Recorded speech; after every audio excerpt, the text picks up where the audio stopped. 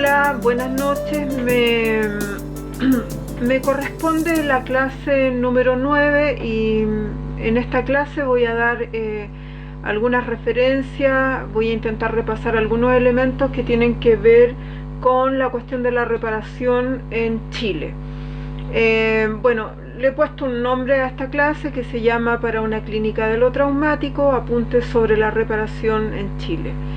Voy a, amigos y amigas, voy a guiarme por el texto que tengo acá en mi notebook, porque si no, corro el riesgo de olvidarme de alguna cuestión que puede ser importante, porque son varias ideas y es una sola clase, por lo tanto hay que intentar resumir.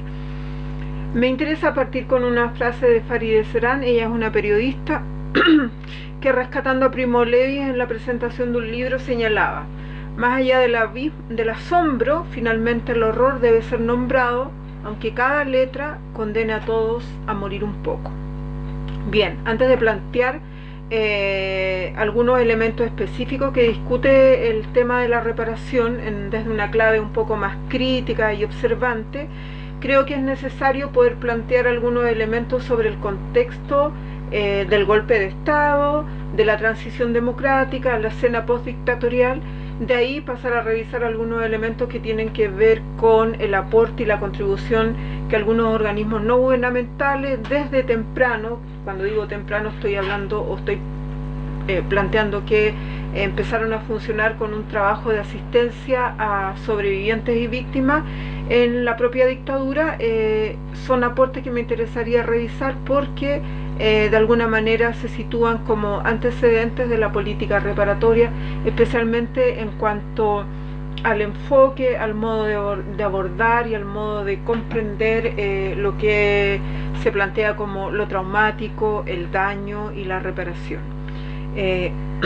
Y finalmente voy a repasar algunos aportes de algunos autores que igual voy a ir citando, porque me parece que no me parece, sino que finalmente son autores que han alumbrado mi experiencia y posiblemente la de tantos otros terapeutas que en este camino de asistir a las víctimas del terrorismo de Estado han ido construyendo experiencias, sistematización, reflexiones y sobre todo pensamiento.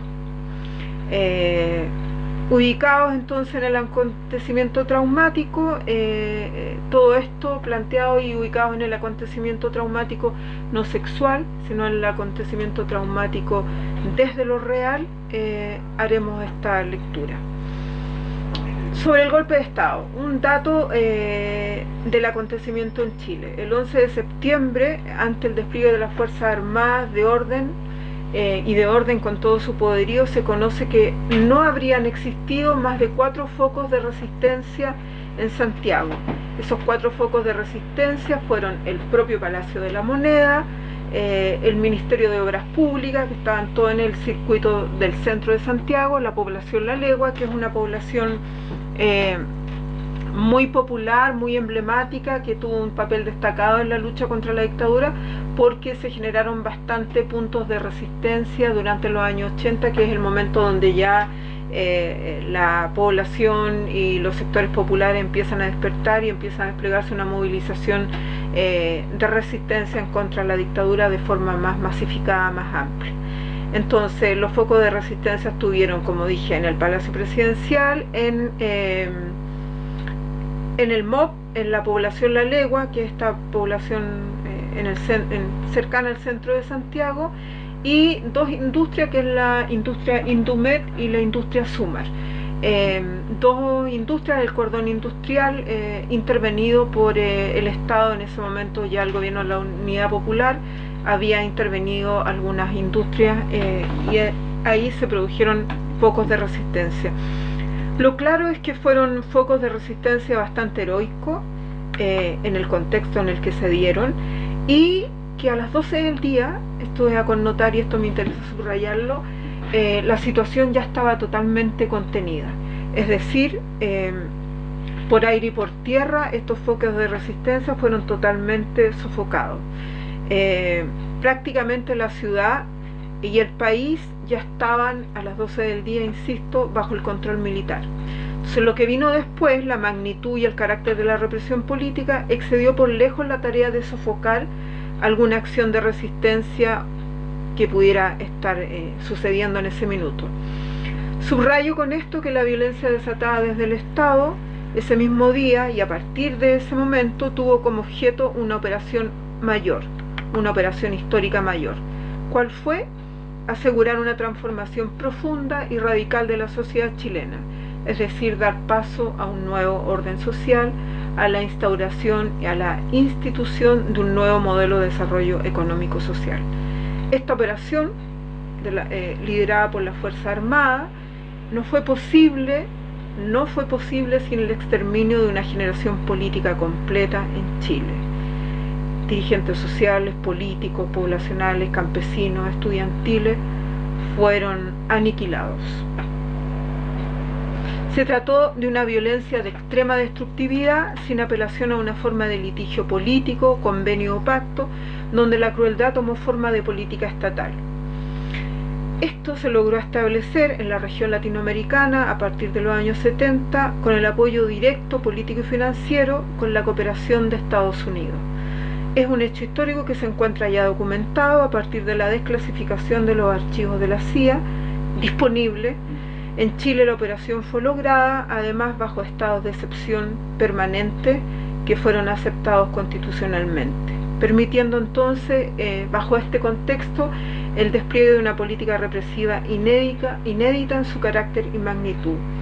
El terrorismo de Estado fue amparado en una lógica mayor de tipo político-ideológica conocida como la doctrina de seguridad nacional. Pasó en toda Latinoamérica, por lo tanto me parece que los otros colegas que ya han antecedido en las clases posiblemente ya han dado cuenta de este contexto latinoamericano. No fueron solo las Fuerzas Armadas, fue una política represiva que recurrió y ocupó todos los poderes del Estado. Todas las instituciones se comprometieron en la represión política. La compañía de electricidad, correos y telégrafo, las instituciones en su globalidad actuaron. El registro civil, el servicio médico legal, no hubo segmento alguno del Estado exento de lo que fueron las violaciones a los derechos humanos. Estoy avanzando porque tengo acá el apunte, ¿no? Entonces, en esa lógica de represión política, fueron extensos 17 años de dura y permanente y sistemática represión política. Las cifras detallan actualmente que habrían habido más de 40.000 afectados directos. Con afectados directos estoy hablando de la desaparición forzada, la ejecución sumaria y las personas que fueron acreditadas ya en la década de los 2000 como víctimas de prisión política y tortura. Esta cifra de los 40.000 aproximados no contempla o no tiene integrado, porque no hay cifras más concretas que den cuenta, por ejemplo, del exilio político. La cantidad de chilenos que salió fuera del país por motivos políticos es una situación que está todavía no claramente documentada. Algunos hablan de 800.000, hablan de 80.000, otros hablan de más de 80.000, en fin. Gran parte del país, eso además no incluye ni a las familias, entonces gran parte, un porcentaje no menor del país fue alcanzado directamente por las políticas represivas. Voy a avanzar un poquito. Entonces estamos en el terrorismo de Estado. Ahora voy a hacer algunos elementos, a sintetizar algunos elementos particulares del terror de Estado en Chile. El programa del terror institucionalizó la violencia en su dimensión de acto. La violencia es fuerza, la violencia es acto, ¿no? Alterando las relaciones conmensurables conocidas entre la vida y la muerte. Las llevó al plano de lo inconmensurable, evidenciando nuevos extremos de destrucción y crueldad. He escuchado a algunos sobrevivientes señalar respecto de su vivencia de prisión y tortura haber llegado a considerarla un estado más insoportable que la muerte misma. Allí en los centros clandestinos de detención se autorizaron prácticas de crueldad sin límite a objeto de instrumentar el terror político dentro de los centros y fuera de ellos, amplificando así sus efectos de terror. Ello fue posible en razón de ciertas condiciones marcadas por la impunidad, el miedo y una cultura del odio político. Autores como Viñar o Ulrichsen, entre otros, plantean que la experiencia del terrorismo de Estado significó el arrasamiento del orden cultural, social, político y jurídico, como ataque y destrucción al orden simbólico. De acuerdo a Cuestas, bajo el régimen de la violencia política y a propósito del terror, señala que existió una prescripción del silencio, un silencio por sobrevivencia, por dolor de lo que se experimentaba en medio del exterminio, que se sumó al silencio por temor ante el propio horror vivido, induciendo así el silencio como una consigna interna. Se trata de mutismos interiorizados, aún después del fin de la dictadura, que hacen parte de los silencios y de la memoria transgeneracional en las familias y en la comunidad, que son aquellos silencios que uno escucha en la clínica. Respecto de la impunidad, señalar, como todos saben, que el marco en el que se cometieron estas graves violaciones a los derechos humanos fue el secreto, contando con todos los recursos del Estado, impunidad que fue refrendada por las leyes de amnistía y que hasta el día de hoy se sostiene, para nosotros constituye en el trabajo de reparación un obstáculo en tanto reproduce o confirma que el terror de lo traumático, el miedo y las consecuencias de la represión política no terminan de pasar. Voy a revisar ahora unas especificidades que tienen que ver con la salida de la dictadura, porque creo que marcan también el carácter de la represión política. Elizabeth Lira señala que las transiciones políticas desde dictaduras a regímenes democráticos suelen encontrar a las sociedades muy divididas y cargadas de un pasado que sigue siendo presente para un gran número de personas, por cuanto sus vidas han estado cruzadas por el conflicto y sus consecuencias. Es conocido que los procesos de reconciliación política suelen recurrir a leyes de amnistía que buscan instalar el olvido jurídico y político sobre las responsabilidades criminales ocurridas en un pasado que se resiste a pasar y al olvido, que suele convertirse en un presente asfixiado de exigencias y contradicciones para muchos. Por otro lado, la proclamación del olvido como fundamento de la paz social, que es una recurrencia de los gobiernos transicionales, no tiene en cuenta el efecto del conflicto sobre las víctimas e impone de diversas maneras una resignación forzosa ante los hechos consumados y a la impunidad subsecuente de estos regímenes totalitarios. A propósito en específico de la transición y de la escena postdictatorial, es recurrente que en la discusión sobre los efectos de las políticas represivas aparezca en una vereda la discusión y la relevancia de lo que significó en términos de violación a derechos humanos, y aparezca todavía en Chile como una discusión actual aquellos que frente a esta observación de los derechos humanos plantean una discusión que tiene que ver sobre el desarrollo económico del país como obra del régimen militar.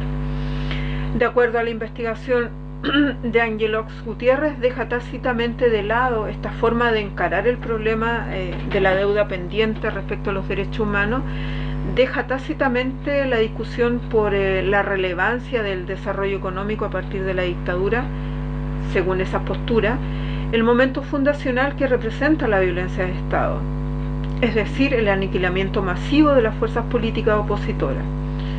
Sobre todo para la clase política no parece estar en discusión tampoco el modelo implantado, el modelo neoliberal, menos la violencia de la exclusión que engendran las políticas neoliberales. Así, revisar el pasado reciente queda reducido a un problema de excesos, de situaciones judiciales que atañen solo a víctimas y a victimarios, y el problema muchas veces termina circunscrito a las condiciones históricas y las posibilidades de la justicia, es decir, el problema reparatorio parece quedar depositado en los tribunales de justicia, observando que la cuestión de la reparación es y pasa por la justicia, pero es tanto más que la justicia.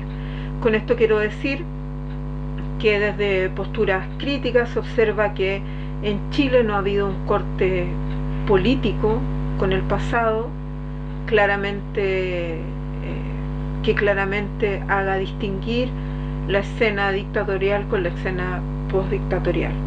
Especialmente estoy hablando del contexto de los años 90, principios del 2000, pero que sigue siendo actual.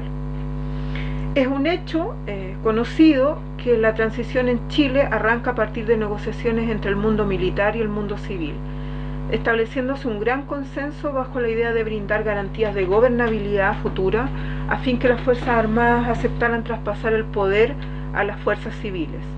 Se trataba de asegurar condiciones que los militares exigieron para hacer este traspaso.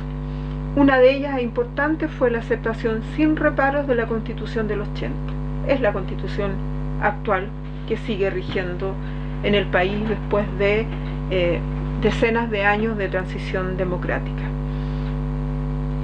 También las fuerzas militares exigieron la estabilidad política basada en el orden, que se sostuviera la estabilidad política basada en el orden y que no se repitiera la polarización de periodos anteriores, el respeto a la propiedad privada y sobre todo un hecho crucial y decisivo fue la discusión de los derechos humanos.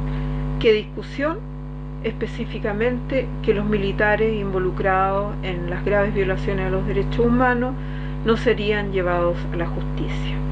Este amarre quedó refrendado por la ley de amnistía dictada por Pinochet, que cubre el periodo 1973-1978, donde ocurre la mayor cantidad en extensión y en magnitud, la mayor cantidad de graves violaciones a los derechos humanos de las personas, donde se masificó la industria de la muerte, la aniquilación a través de la ejecución política, la desaparición forzada y la tortura. También una de las cláusulas o uno de los acuerdos establecidos, una de las exigencias puestas por el mundo militar a las fuerzas civiles que iban a hacerse cargo de la nueva administración fue que no se revisarían cuestiones en referencia al modelo económico, es decir, se intentaba de alguna manera neutralizar las posiciones críticas que tenía la concertación respecto del modelo económico a fin de reproducirlo, respetarlo y, según algunas posturas más críticas, incluso mejorar algunas políticas neoliberales durante los gobiernos de la transición. Se comprometió además un marco al empresariado y a la clase media de protección a fin de mantener el crecimiento económico, imponiéndose la política del consenso y el amarre cupular de los acuerdos. Se instituyó entonces, de acuerdo a lo que señala Felipe Portales y Quiroga, dos analistas políticos, una democracia de tipo tutelada donde la clase política pudiera terminar consolidando el modelo neoliberal imperante en Chile desde la dictadura. Es decir, el laboratorio más radical en términos neoliberales en el mundo no fue tocado. Se trata para Quiroga, Portales habla de democracia tutelada a partir de un pacto secreto, Quiroga habla de un pacto tácito que involucró aceptar por la oposición la inclusión de las Fuerzas Armadas en el proceso político, el fuero parlamentario de la persona de Augusto Pinochet como senador vitalicio y la intangibilidad de la ley de amnistía decretada por el régimen militar. Quedó prohibido investigar en materia económica todo lo anterior a 1990, es decir, la venta a precio vil de las empresas del Estado. En la década de los 90, el discurso, la comunicación oficial estaba centrada en mirar al futuro, no quedarse pegado al pasado, dar vuelta a la página, no remover las heridas, entre otras lógicas comunicacionales. La apuesta entonces en materia de derechos humanos, según Mulián, fue la impunidad. En suma, la naturaleza pactada de la transición marcó el retorno a una democracia restringida, preservando los enclaves autoritarios que evidenciaban la fragilidad de la misma democracia. Si no hubiera sido, según Elena Gómez, por la abnegada labor y lucha y denuncia de los movimientos de derechos humanos, estos pactos no hubieran sido materia de discusión. La sociedad entró en un intenso ambiente de polarización a partir de la detención de Augusto Pinochet en Londres. Fue una situación que las agrupaciones, que el mundo democrático, que se separaba y se distinguía del pasado dictatorial, llegó a celebrar con bastante esperanza la posibilidad de juicios justos. A partir de ese momento, un hito positivo es que los jueces, o varios jueces, empiezan a interpretar la ley de amnistía, a darle una nueva interpretación, señalando que el secuestro en la desaparición forzada es un delito permanente que no ha acabado, por lo tanto se reinterpreta la ley y se pueden viabilizar nuevamente con cierto vigor algunos juicios emblemáticos en derechos humanos.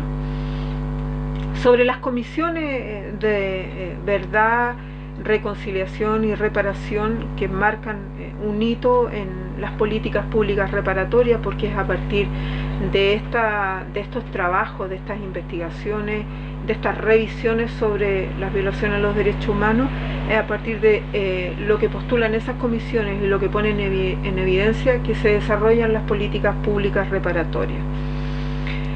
Lo cuestionable es que el hecho de que fueran de que las personas que acudían tenían que comprobar documentadamente que lo que había ocurrido les había sucedido, por lo tanto demandaban o ponían al Estado en una posición de verificar o de comprobar las situaciones vividas, las vivencias de represión política.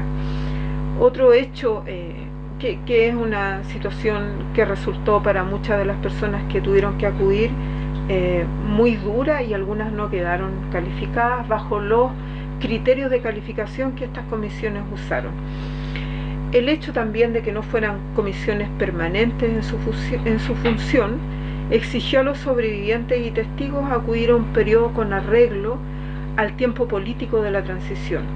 Sabemos nosotros que para el testigo la temporalidad cobra un valor o una dimensión singular, condicionada a lo traumático, a la memoria traumática, a ese complejo de la elaboración donde el tiempo abandona la lógica del reloj político. Hasta hoy continuamos recibiendo en el programa de reparación donde trabajo personas que acuden al programa no reconocidas, que inclusive algunos de ellos decidieron consciente como una posición no acudir, como una posición política no acudir. Otros que, no siendo militantes ni estaban cerca de los circuitos de las agrupaciones de derechos humanos, no tuvieron acceso a la información. Quienes acudieron y no fueron reconocidos como víctimas de tortura y prisión, por ejemplo, sienten su condición de víctima cuestionada, situación que resulta o que deviene en una vivencia de injuria que reitera, esta vez por parte del Estado reparador, la violencia política, actualizando y ampliando efectos traumáticos en muchos de ellos. Es decir, la paradoja es que estas comisiones encierran la lógica de la comprobación, donde el testigo debe hacer de su testimonio una palabra creíble a través de comprobar verazmente su experiencia ante el otro. Voy a revisar ahora algunos aportes de la ONG, que, como les decía en un principio, se transformaron sus sistematizaciones en aporte al enfoque de las políticas reparatorias y al modelo de trabajo de la reparación en Chile. Tempranamente y en plena dictadura, organismos no gubernamentales como FASI, CODEPU, Sintra, entre otras ONG, el Comité Pro Paz, la Vicaría de la Solidaridad, destacaron por la defensa jurídica y social y por la asistencia en salud mental a las víctimas. El trabajo realizado por abogados, asistentes sociales y en algunos momentos también por médicos psiquiatras y más fuertemente por psicólogos, fue un trabajo realizado en el clima y en el contexto donde tanto los trabajadores de derechos humanos como las personas que acudían vivenciaban y experimentaban riesgos similares. Era un contexto común.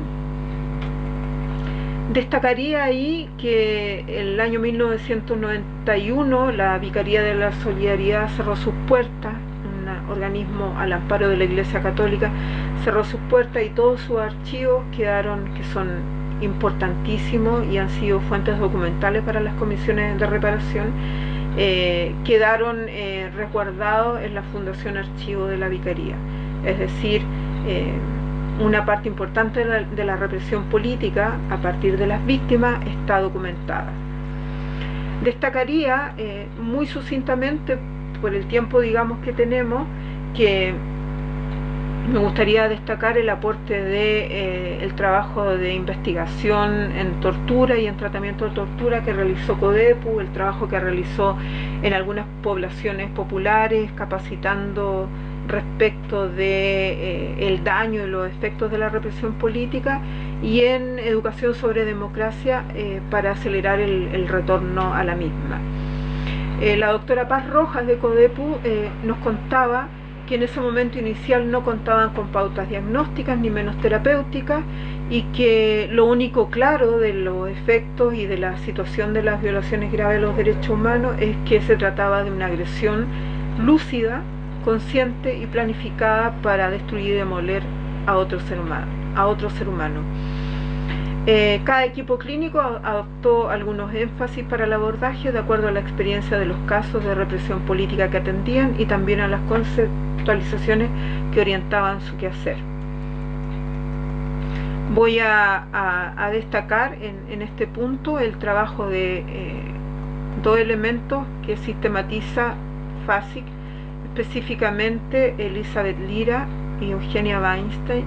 En este libro me gustaría mostrárselo, que es como bien recurrente y emblemático en relación a el trabajo de la reparación. Bueno, hay dos conceptos que destaco, una que es la cuestión del testimonio como herramienta terapéutica y el vínculo comprometido. La cuestión del testimonio como herramienta terapéutica dice relación con un trabajo que tempranamente decidieron realizar, recibiendo a los pacientes a consulta. Lo que hacían era registrar los hechos descriptivamente como un modo de denuncia, grabarlo en un aparato de audio y después transcribirlo. Hay varios elementos en la literatura y en algunas cuestiones que puse en la bibliografía que dan cuenta de este trabajo.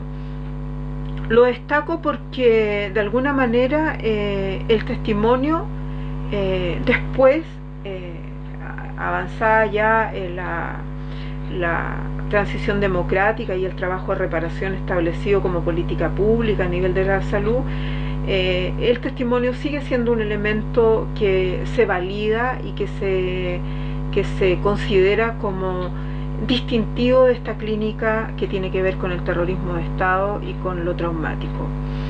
El concepto de vínculo comprometido da cuenta de establecer que la relación entre terapeuta y paciente en ese contexto rompe la lógica de la neutralidad y avanza incluso a plantearnos modos de abordar el setting y el encuadre tradicional en el trabajo psicoterapéutico, abordarlo de una manera distinta. Dicen, comillas, me gustaría citarla, la no neutralidad ética frente a la violencia y la violación de los derechos de las personas era un elemento distintivo del vínculo terapéutico y de la actitud de los profesionales, subrayando la imposibilidad de asumir una posición neutral frente a la represión política. Los y las terapeutas estábamos involucrados en nuestras capacidades profesionales y nuestras emociones, también como ciudadanos y ciudadanas. Las condiciones de amenaza en las que se vivía en ese momento eran actualizadas cotidianamente, apareciendo en las sesiones, lo que implicaba trabajar muchas veces con un contenido muy angustioso que provenía de la amenaza de la realidad externa y que podía afectar a pacientes y terapeutas de una manera muy concreta. Son desafíos epistemológicos y también metodológicos. Epistemológicos, como señala un artículo de Evelyn Evia, epistemológico porque traspasa la comprensión de los fenómenos del sujeto, de los fenómenos psíquicos del sujeto a propósito de los efectos traumáticos, sobrepasa la comprensión psíquica y está obligada a incorporar la condición del contexto, es decir, las condiciones del lazo social y qué es lo que pasó con ello en dictadura. En términos metodológicos, lo que señalaba, desafía los encuadres tradicionales y además incorpora, bajo la lógica de este tipo de consecuencias o efectos, incorpora en el trabajo a asistentes sociales, terapeutas ocupacionales, médicos generales. Bien, para ir concluyendo voy a hablar, a dar cuenta de algunos elementos sobre la política pública de la reparación en Chile, y actualizada, digamos. El programa de reparación y atención en salud y derechos humanos PRAIS ha formado parte en las últimas décadas de las respuestas de los gobiernos postdictatoriales frente a la violencia política del Estado. En la extensión del territorio nacional, alrededor de 28 equipos funcionan en cada división de salud, atendiendo a las personas que consultan y que están reconocidas como beneficiarios PRAIS. El Estado se hace cargo, y hay una lectura crítica y sospechosa sobre esto por parte de los usuarios, que es muy compleja de instalar en un principio en los años 90, por cuanto los usuarios señalaban que el Estado que repara fue el mismo Estado que en un momento anterior violó los derechos humanos. Domina entonces sobre la lógica reparatoria a partir del Estado la sospecha y la crítica, muchas veces además compartida por los propios profesionales en alianza con la queja de los pacientes y agrupaciones. Las problemáticas de la institucionalidad y los dispositivos de la cura articulan una red de identificaciones que oscilan entre la víctima y el enfermo bajo la lógica del daño y la rehabilitación, a partir de la cual trabajan los dispositivos de reparación. Ambas posiciones, la de la víctima y el enfermo, que pudiéramos pensar que de alguna manera se pueden congelar en la lógica, a partir de la lógica de trabajo en los dispositivos salubristas, encuentran rechazo por estar recubiertas de una condición política que parece no trascender las décadas pasadas, es decir, tienen el riesgo de congelar al sobreviviente, al testigo, en una posición donde pareciera no configurarse caminos de salida, ¿no? Se atiende a que lo que pasó en Chile de la violencia política es un problema de salud. Y si bien, claro, se reconoce que lo es, no solo es eso. Entonces ahí, de alguna manera, el programa de reparación intenta también hacerse cargo del trabajo por la memoria, pero bajo las condiciones institucionales donde, reitero, domina la lógica de la lógica biomédica. No es muy fluido, no es muy expedito realizar o motivar trabajos de memoria en los equipos, trabajos de memoria colectiva con las agrupaciones, con la población, con la comunidad, porque evidentemente subvierten y están en momentos y en tiempos muy diferentes a la atención a veces en los dispositivos de salud tradicionales. Bien, siguiendo con esto, me gustaría rescatar, me queda 5 minutos, me gustaría rescatar el aporte de trabajo en la perspectiva de la reparación y los traumas de situaciones extremas o límite, o los traumas de guerra, de Marcelo Viñar y de latinoamericano, que yo creo que ustedes conocen, que ha trabajado mucho en esta área y que tiene importantes aportes desde la sistematización de trabajos que ha hecho, y de dos psicoanalistas franceses, que es François Dabuan y Jean-Max Baudelaire. Marcelo Viñar se pregunta por los tratamientos, ¿no? ¿Hay una terapéutica especial para tratar la cuestión de la tortura, que es una de las temáticas que él aborda de manera constante en sus textos, ¿no? La cuestión de la tortura. Marcelo Viñar sugiere que no hay tratamientos especiales, refiriéndose al campo de trabajo, y que lo que hay, o que lo único que podemos hacer, es lo que sabemos hacer como psicoanalistas, que es descifrar enigmas, explorar cómo cada persona singular se inscribe en el abanico de respuesta de lo que socialmente llamamos traumatismo o catástrofe social. Leer es lo que podemos hacer en cada quien su sufrimiento y su silencio, leer con él lo que es reconocimiento y lo que es omisión y negación frente a lo acontecido.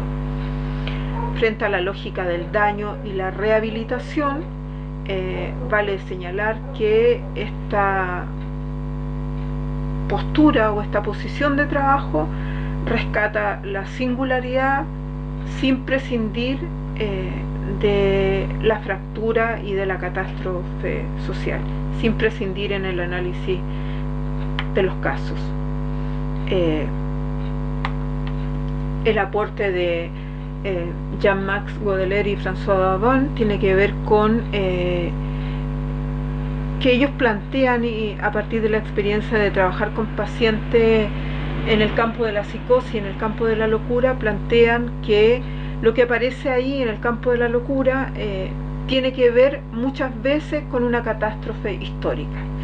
Tiene que ver con catástrofes históricas que desafían las comprensiones habituales y hacen una serie de aportes y de precisiones analíticas respecto de la forma de abordar, de la forma de trabajar con los pacientes. Plantean que la locura es un programa de investigación y que el terapeuta debe estar disponible a acompañar al paciente en ese trabajo. ¿Y acompañarlo cómo, no? Las historias de trauma, voy a hacer una digresión ahí que me parece que es importante para ver cómo es el acompañamiento. Las historias de trauma y de guerra proveen a estos autores del contacto con los conflictos mayores del último siglo, ¿no? Señalan que la locura de la catástrofe, la locura que emerge después de la catástrofe, puede ser entendida como una forma de estar en el mundo, como una forma posible después de la catástrofe de estar en el mundo. Las búsquedas clínicas históricas en este contexto les ha permitido formular las condiciones de un enfoque analítico que, ocupándose de la locura, muestra la ruptura de la transmisión sobre las fallas del lazo social. Desde ahí la transferencia que ellos plantean se establece de un particular modo, al servicio y en el cruce de lo singular con lo más general. Hay un momento ineludible, dicen, y rescatan en la cuestión de la transferencia, donde las preguntas y las respuestas de la reconstitución de lo traumático se detienen. Comillas.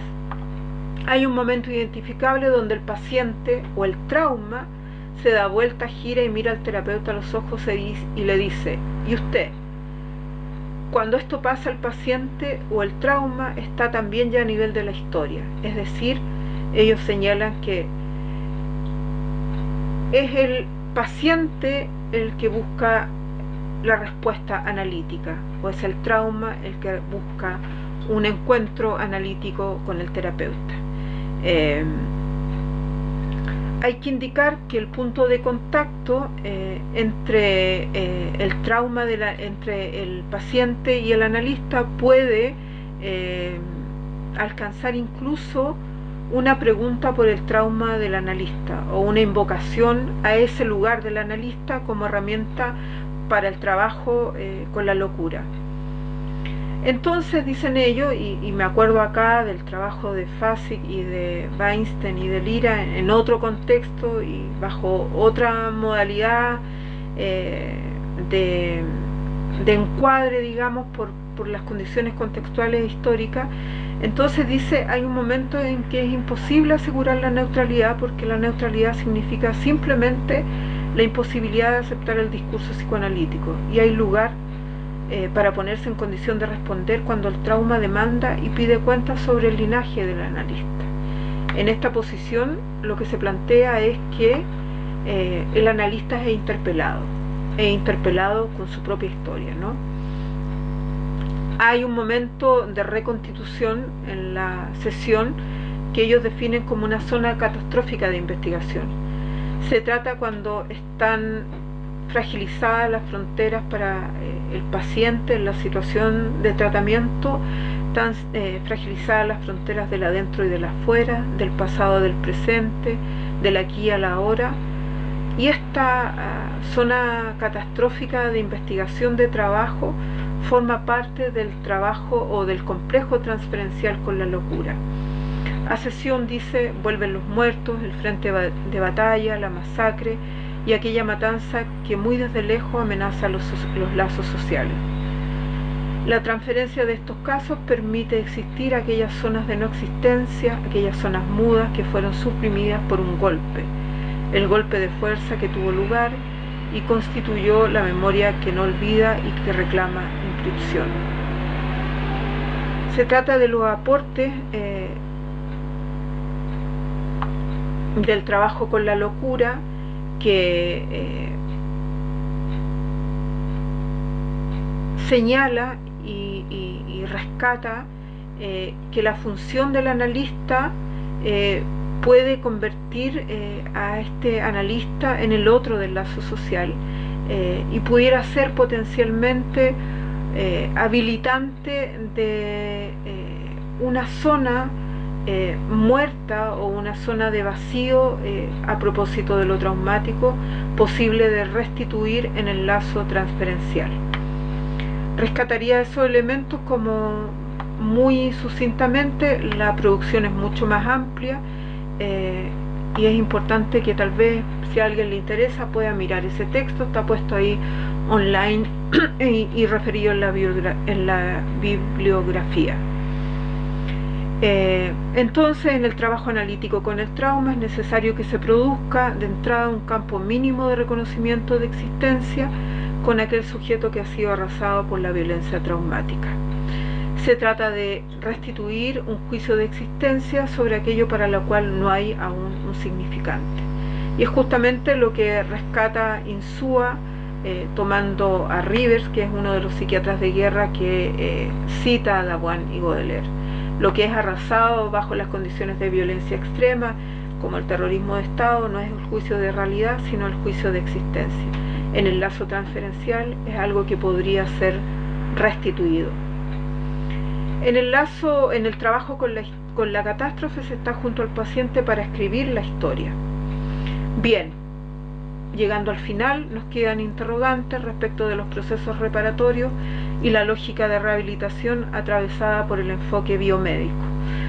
Podemos plantearnos la cuestión de cómo pensar el asunto de la violencia política cuando queda circunscrita como un problema de salud pública, en especial al preguntarnos cómo abordar el necesario trabajo de la memoria colectiva, del lazo social y fundamentalmente cómo avanzar en la reparación o restitución subjetiva cuando ni la verdad ni la justicia sobre el pasado reciente están a la altura de las necesidades de una sociedad que aún deniega lo acontecido.